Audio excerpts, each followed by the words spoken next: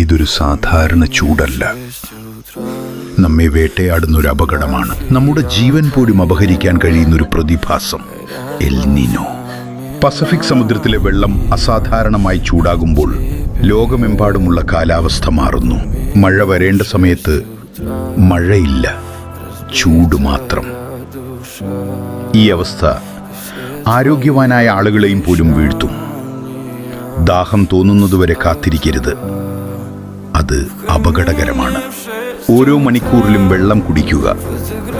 കുട്ടികളും പ്രായമായവരും വെള്ളം കുടിക്കുന്നുണ്ടെന്ന് ഉറപ്പാക്കുക. രാവിലെ 11 മുതൽ ഉച്ചയ്ക്ക് 3 വരെ ഏറ്റവും അപകടകരമായ സമയം. ഈ സമയത്ത് പുറത്തേക്ക് പോകുന്നത് ഒഴിവാക്കുക. നിങ്ങളുടെ ജീവൻ ഏത് കാര്യത്തെക്കാളും വിലപ്പെട്ടതാണ്. കറുത്ത വസ്ത്രങ്ങൾ ഒഴിവാക്കുക. ഇളം നിറത്തിലുള്ള കോട്ടൺ വസ്ത്രങ്ങൾ ധരിക്കുക.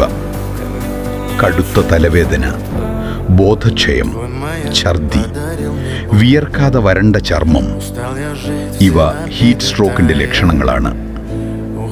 ഈ ലക്ഷണങ്ങൾ കണ്ടാൽ ഉടൻ തണലിലേക്ക് മാറ്റുക. വെള്ളം നൽകുക.